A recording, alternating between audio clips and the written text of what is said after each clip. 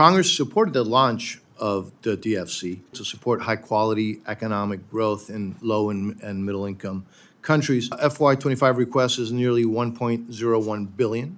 First, let me thank the DFC for your work on combating climate change. We go way back. Women-owned, women-led, women-managed, or serve the interests of women. Minority and women-owned businesses, minority and women-owned businesses, race and ethnicity, woman-owned and African-American-owned company, African-American-owned businesses, African-American companies, Hispanic companies, or AAPI companies, women. One way that we've been able to do this is with a tool that Congress gave us in the BUILD Act, which is equity investing. We just had a project approved by our board, I think it was a month ago, for a project in Sierra Leone. Countries in Africa, they're seeking, I believe it's $150 billion annually. Today's hearing is on the fiscal year 2025 request for the United States International Development and Finance Corporation. Congress supported the launch of the DFC, the Official Development Finance Institution of the United States, in 2019 to really better mobilize private capital to support high-quality economic growth in low and middle-income countries. FY25 request is nearly $1.01 billion, a $25 million or 2.5% increase over the prior year. Of that amount, $763 million is requested for program expenses and $245 for administrative costs. And I know it's super early, but can you tell us about the likely country or thematic priorities in this new enterprise, this collaborative enterprise that you've now started? Well, thank you, Mr. Chairman. Can you hear me with the mic? Is it? Okay. Yeah. So you're right that the original focus of this cooperation is in the Indo-Pacific region and also in the countries that have relations with Taiwan. So in the Western Hemisphere, that would be a country like Guatemala, where we're focused on trying to find projects, and it would be great to be able to work together. Sorry about that. It'd be great to be able to work together on such projects. First, let me thank the DFC for your work on combating climate change. I'm glad that the Biden administration is awake to that crisis. We go way back. Very simple question. What is the value of DFC to the United States? DFC advances development and strategic interests of the United States. I think development is good foreign policy by having economic opportunity, economic stability in countries all over the world. That serves our foreign policy interests.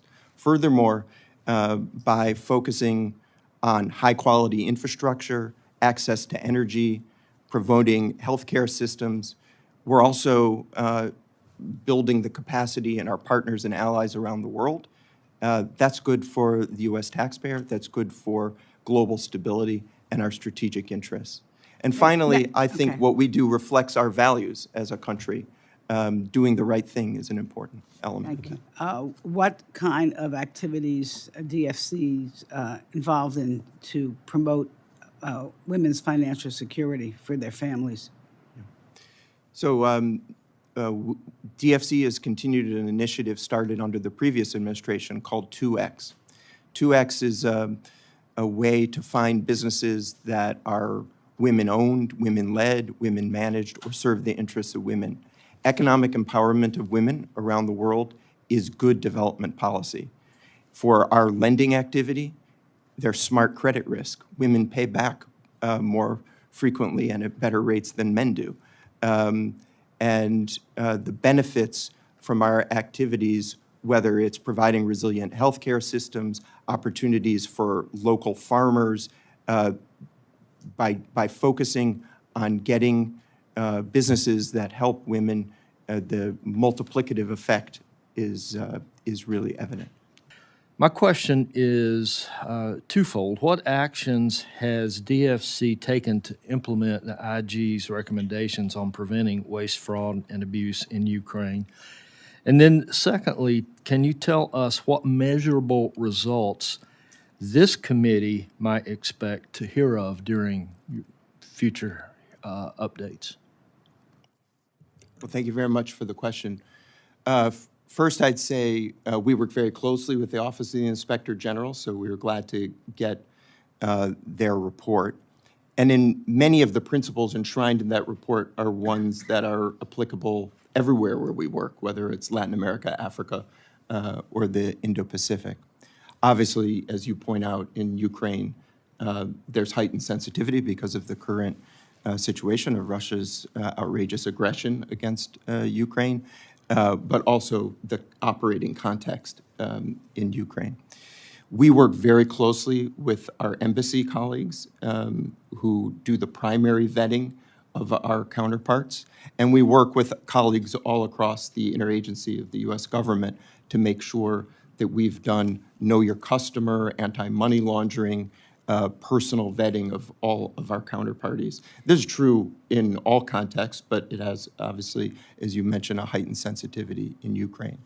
In terms of the kind of projects that we're focused on, we are focused on the private sector, keeping businesses afloat, employing people, paying taxes, and creating economic activity so that the decline in economic activity is not as great and recovery later isn't as big a challenge. So in Ukraine, this has been support for small business through relationships that we had with existing banks and some additional banks. I think the way to measure that is the disbursement and performance of the loans, the paying back of the loans by the underlying counterparties. And so I apologize for yeah, sure. interrupting you there, but I'm going to run out of time here. Have you set any measurable performance targets as a result of the Inspector General's report that you would like to share or could share with us that we can watch for? Yeah. So the measurable targets, as I mentioned, in the loan portfolio guarantees that we give to financial institutions that then on-lend to small business is first the rate of disbursement of those loans to make sure that those loans are actually getting to the businesses that need them. And secondly, the default and recovery experience. So are we getting paid back and at what rate? In the BUILD Act, we direct DFC to collect data on the involvement of minority and women-owned businesses in projects supported by the corporation. We also, in that in that legislation, we asked for you to quantify the effectiveness of the corporation's outreach activities to minority and women-owned businesses. But in the data, you don't provide Congress with any real way of quantifying effectiveness on your work with small and disadvantaged businesses, and you have not disaggregated the data by race and ethnicity. And I just have to say, I'm a former 8A contractor, 11 years before coming to Congress, and it was very difficult to partner with the federal government as it relates to being a woman-owned and African-American-owned company. But yet, when I looked at the data, it looked like goals were being reached and that the government was doing a pretty good job. Yet, when you broke it down, just as an example, African-American-owned businesses were integrated into the whole minority and socially disadvantaged business category, and you did not get a clear picture of what was taking place and what type of equity there was with regard to African-American companies, nor Hispanic companies, nor AAPI companies, or women, because it was all combined, the numbers. So we asked for you to disaggregate this, and we still don't have that. On small business and minority-owned businesses. I think we should get back to you on the specific question about disaggregating the data and see what we can do to be more transparent and clearer about that. My understanding of your question is that that's about who we contract with as opposed to the analysis of how we're affecting underserved communities, rural communities, women-owned businesses, is an enormous part of the analysis that we do for our projects and our investments. But I think you're asking about the contracting part. Yeah, I How is the Development Finance Corporation effectively leveraging its resources to ensure that the U.S. can compete with China in the private sector in Latin America? And what does the Development Finance Corporation need? What additional tools or resources do you need to ensure that we have a competitive edge? Well, thank you for the question. And I agree that it's a challenge in Latin America. We addressed earlier one of the issues, which is the income classification of many of the countries, which make us ineligible to work. Nonetheless, we're putting forth a huge effort. One element is having more on-the-ground presence. We have found that having people stationed abroad, and we only have 6 full-time employees abroad at the moment, but they disproportionately contribute in terms of deal flow, relationship building, and business development. We've announced that we would like to open an office in the Dominican Republic. We've recently opened an office in Brazil, and we'd like to look at opening potentially offices in Central America and elsewhere in the region. This will help with building deal flow, getting the kind of on-the-ground intelligence, and competing in the way you mentioned. I'm interested to hear how DFC has been able to use its programs to create investments in like-minded countries for critical minerals, please. And how have these investments helped with supporting U.S. competition with China effectively? So I completely agree with what you laid out, the necessity of competing and showing up, and we're behind and we have to start. So that's been a focus for DFC. One way that we've been able to do this is with a tool that Congress gave us in the BUILD Act, which is equity investing. We've invested in a company called TechMet, which is a U.S.-leaning critical mineral investor, both in terms of mining and processing.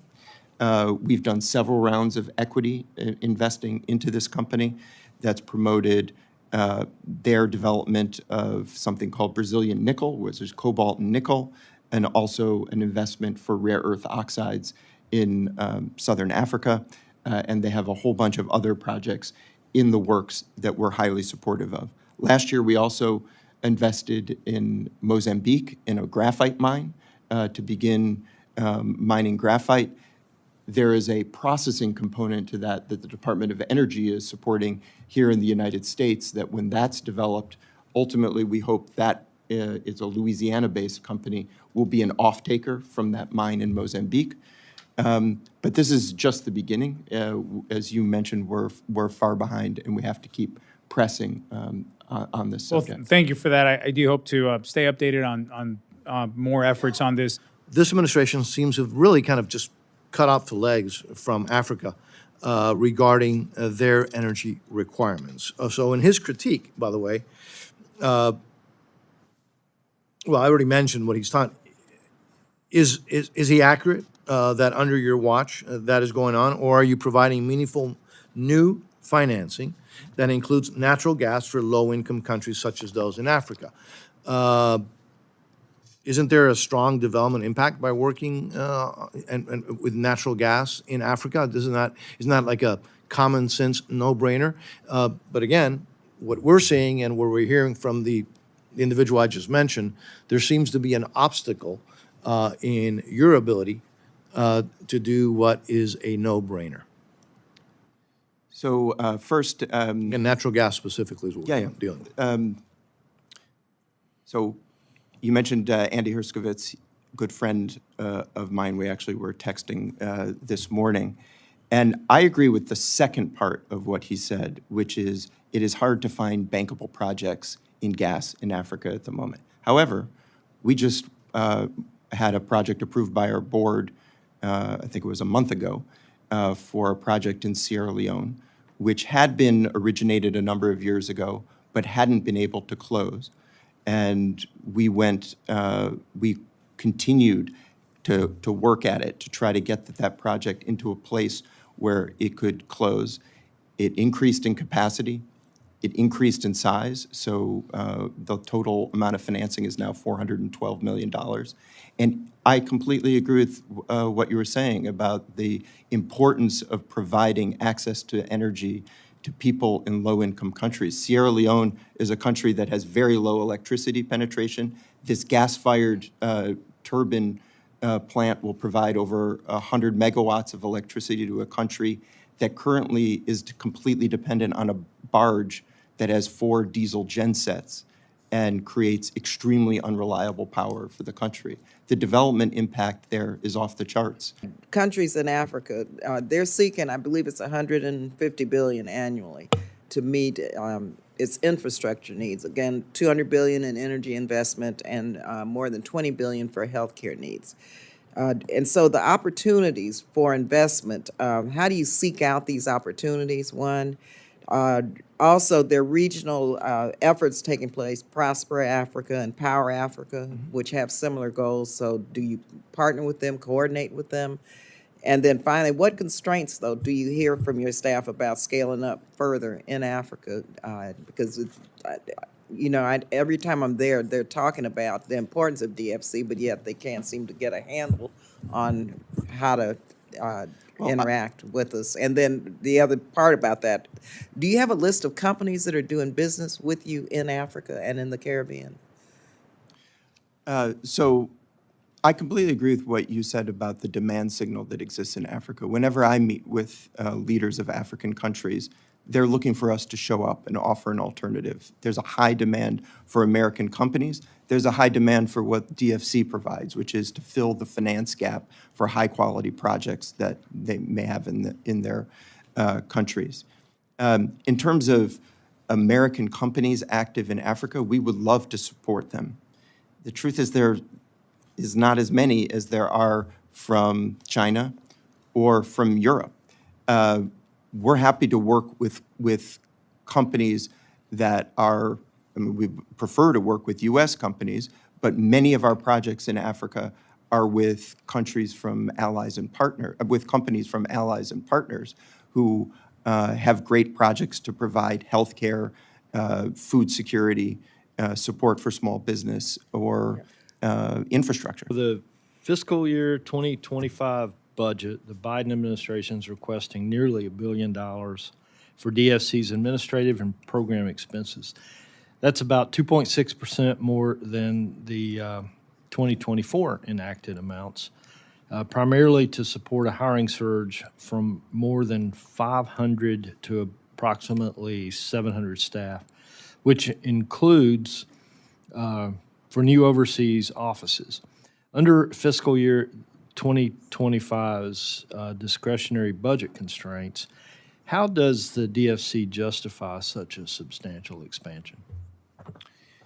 Well, thank you for the question. First, we're currently around 670 employees, 660, 670 employees at the moment. So I just wanted to make sure that that was clear. In order to fulfill the mandate that Congress gave us to, as we are discussing, essentially showing up in the developing world to offer an alternative, we need to increase our deal flow. Last year, we did 132 transactions. We did approximately the same amount the year before. As we build more and more deals in our portfolio, that requires more monitoring, more accounting, more deal structuring. So the capacity of our organization when DFC launched was on a much smaller footprint than the current activity level. And in order to continue this level of activity, we need to build all of our departments. So that's everything from deal origination to the HR team to support the growth of the organization. We also need to build our presence overseas. I mentioned that compared to our development finance peers, we're massively underrepresented in local markets. We have about 1% of our employee base currently overseas. Many of our development finance peers have 20 or 30% of their staff overseas. I'm not suggesting we get anywhere near that, but doubling or tripling so that we have 20 people overseas, I think will pay enormous benefits in terms of presence in countries to show up and do the kind of business development we need to keep the pace of activity that I think Congress wants to see from DFC. We will conclude today's hearing. So thank you so much.